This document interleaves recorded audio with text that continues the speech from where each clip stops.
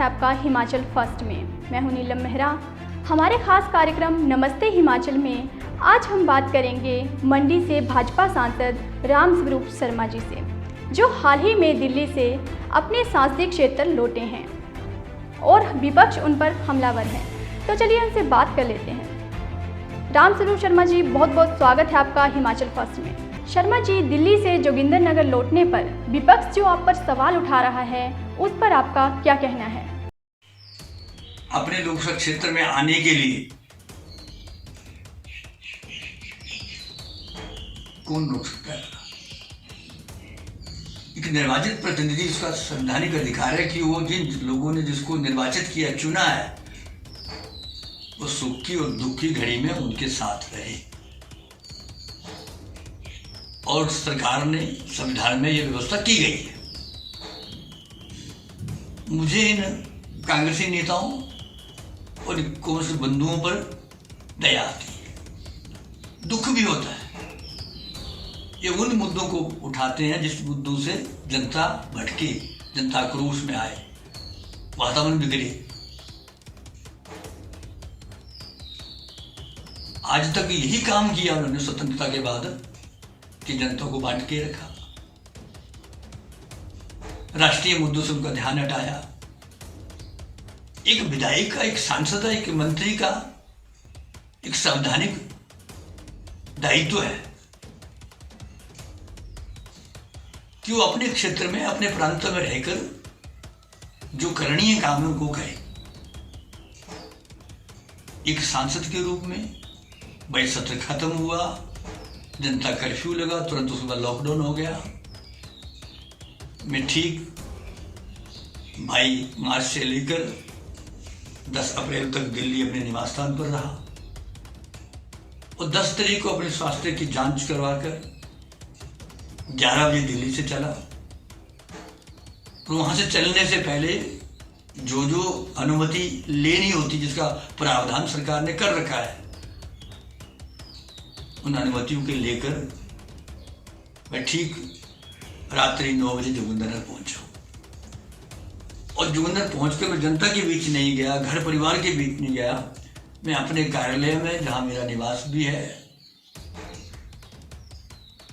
जहां मैं अपने प्रेस चलाने के समय रहता था, उसी कमरे में लोग आज 8 दिनों से बंद हूं, क्वारंटाइन हो रखा हूं। लेकिन कांग्रेसी बंधुओं ने जो वातावरण बना दिया, कांग्रेस पार्टी के अध्यक्ष एक वकील हैं, जो रोहिंग्या मुसलमान भारत में आए, देश में आए, तो उन्होंने विषय नहीं उठाया। लाखों हिंदू विस्थापित हो गए कश्मीर से, कोई विषय नहीं था। तबलीग जमात वालों ने पूरा देश में कोरोना फैलाने के लिए षड्यंत्र रचे, कोई विषय नहीं उठाया, उनके साथ खड़े। लेकिन एक सांसद अपने क्षेत्र में आया तो क्यों आया? 2 दिन पहले फेसबुक और व्हाट्सएप में लिख रहे थे कि सांसद मंडी का कहां है। जो सांसदों का आदेश हुए कि अपने अपने क्षेत्रों में जाकर वो कार्य करें, अब सांसद आ गया, नहीं आया तो दिक्कत ही, आ गया तो दिक्कत है। फिर किस तरह जनता को उकसाने वाली बात। अब मुझे पता है मेरे प्रांत के बहुत से लोग अन्य प्रदेशों में, जो जहां वो पढ़ते थे, रोजगार कारोबार करते थे, नौकरी पेशा करते थे, वो वहां फंसे हैं, दुखी हैं। उनके परिवार हिमाचल में दुखी हैं, मंडी पार्लियामेंट में दुखी हैं, वो वहां दुखी हैं। लेकिन एक कानून की दुहाई देने पड़े, कैसे उकसाया जाए उनको।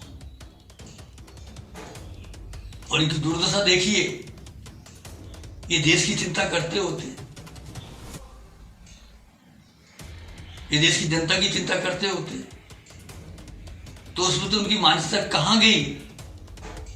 जब चाइना की फौजें और भारत की फौजें डोकलाम में आमने सामने खड़ी थी, किसी क्षण युद्ध हो सकता था, तो तो उनके नेता राहुल गांधी चाइना के राजदूत के घर पर चाय नाश्ता कर रहे थे। भगवान राम का ऐतिहासिक मंदिर, 5 लाख से ज्यादा लोग उसमें शहीद हो चुके, कई युद्ध हुए। उसका निर्णय सुप्रीम कोर्ट करने लगा तो उसके विरोध में इनके नेता खड़े हो चुके। 50,000 से ज्यादा लोग हमारे जम्मू कश्मीर में मारे जा चुके, हमारे सैनिक शहीद हो गए। नेहरू परिवार की वो देन धारा 370, जब उसको हटाने का निर्णय हमारे भारत के प्रधानमंत्री जी ने, हमारे भारत के गृह मंत्री जी अमित शाह जी ने जब पार्लियामेंट में बिल लाया तो सारे कांग्रेसी विरोध में खड़े हो गए, यूएनए की दवाई देने लगे। ये इनकी मानसिकता है।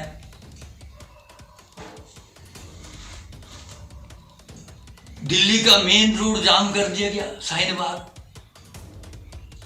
तो उनके नेता शशि थरूर, बड़े बड़े कांग्रेसी नेता वहां जाकर भाषण लगे, सपोर्ट करने लगे नागरिकता संशोधन बिल के बारे में कि हिंदू परिवारों को जो बांग्लादेश, पाकिस्तान, अफगानिस्तान से विस्थापित होकर भारत आए उनको नागरिकता मिले, उसका विरोध करने के लिए मुस्लिम बंधुओं को उकसाकर उनके साथ धरने पर बैठ गए। ये वही व्यक्ति हैं, फेसबुक, व्हाट्सएप, जो सोशल मीडिया, इनके जो हथियार हैं। तो जेएनयू में टुकड़ा टुकड़ा गैंग देश विरोधी नारे लगाती है, देश को बांटने के नारे लाती है, उग्रवादी के समर्थन में खड़ी हो जाती है, तो यही कांग्रेसी नेता वहां जाकर खड़े हो जाते हैं। रोहिंग्या मुसलमानों को जब देश से निकालने का विषय उठता है तो यही कांग्रेसी और कम्युनिस्ट मोमबत्तियां लेकर धरने पर बैठ जाते हैं। जामिया यूनिवर्सिटी में दंगा कराना,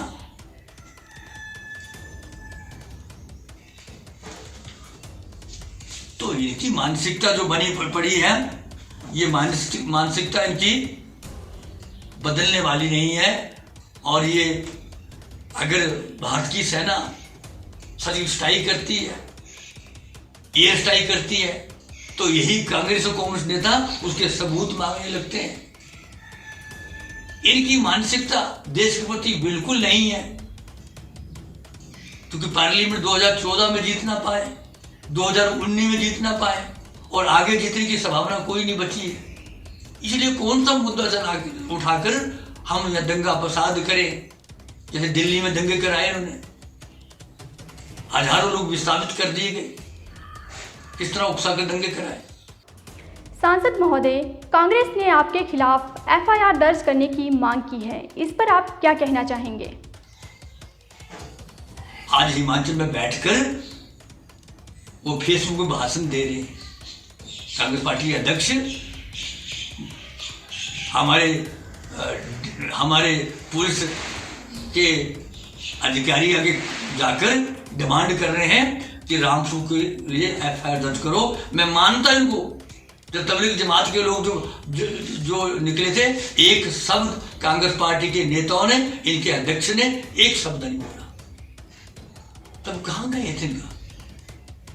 एक सांसद का अपने क्षेत्र में आना, इतनी दिक्कत हो गई, इतना बड़ा मुद्दा बना दिया पूरे प्रदेश में 2 दिन से। तो मैं इन महारथियों का देश से कोई लेना देना नहीं है। ये देश का वातावरण बिगाड़ना चाहते हैं और इन बातों को लेकर जनता के बीच में मतभेद उत्पन्न करना चाहते हैं। लेकिन मैं जिस मंडी पार्लियामेंट ने मुझे भारी बहुमत से जताकर भेजा है, मैं दुख की घड़ी में उनके साथ खड़ा हूं, जो मेरा दायित्व बनता था। जैसे कोरोना का संकट आया, 50 लाख की राशि कोरोना संकट से जूझने के लिए जारी की, 1 करोड़ की राशि प्रधानमंत्री राहत कोष में जारी की, 1 महीने की वेतन जारी की।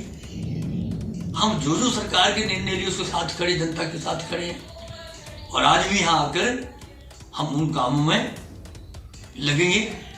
शर्मा जी, बाहर फंसे हिमाचलियों के लिए आपकी सरकार क्या कदम उठा रही है? और जो बंधु बाहर फंसे, मैं नियमित उनसे फोन में संपर्क में हूँ, जो मेरे से सहयोग का हो रहा है कर रहा हूँ। सरकार भी प्रयत्नशील है कि अपने लोगों को बाहर के प्रांतों से कैसे न कैसे अपने प्रदेश में लाया जाए। एक बार वातावरण ठीक हो जाए तो हमारे प्रांत के माननीय मुख्यमंत्री जयराम ठाकुर जी लगातार प्रयत्नशील हैं।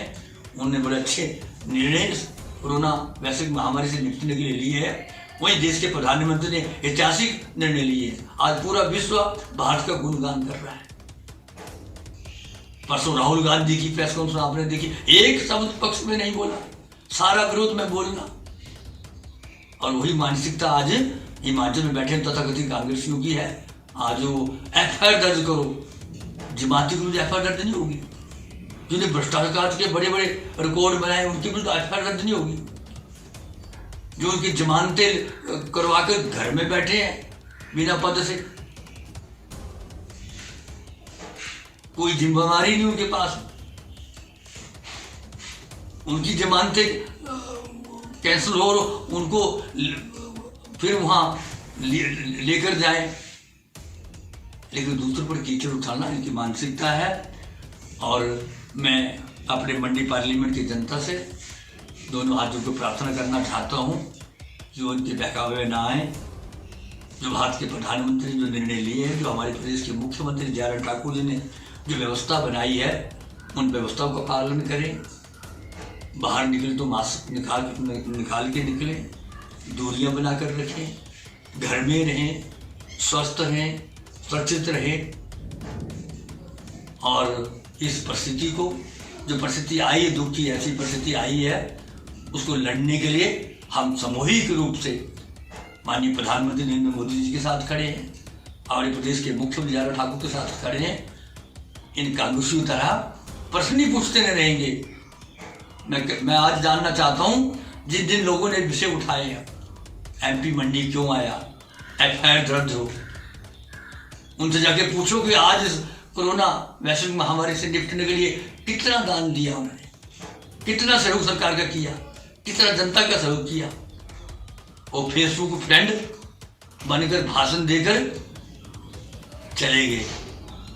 लेकिन जब तो ये तो बताएं कि इस कोरोना महामारी से निपटने के लिए आपने कितनी राशि मुख्यमंत्री राहत कोष में, प्रधानमंत्री राहत कोष में या अन्य गरीबों को आपने दी है, जरा वो बात भी बताएं। अखबारों में और फेसबुक में, ये सोशल मीडिया में भाषण देकर चले जाते हैं। इन व्यक्तियों को मैं प्रभु से प्रार्थना करता हूँ सद्बुद्धि दे और राष्ट्र की सोचे की घड़ी में, मंडी पार्लियामेंट में, हिमाचल प्रदेश में, पूरे देश में सुख शांति रहे, सबके मन में अच्छे भाव उत्पन्न हो, इन भावों से हम आगे बढ़े, ऐसा मेरा अनुरोध है। आपका बहुत बहुत धन्यवाद। जय भारत, जय हिमाचल।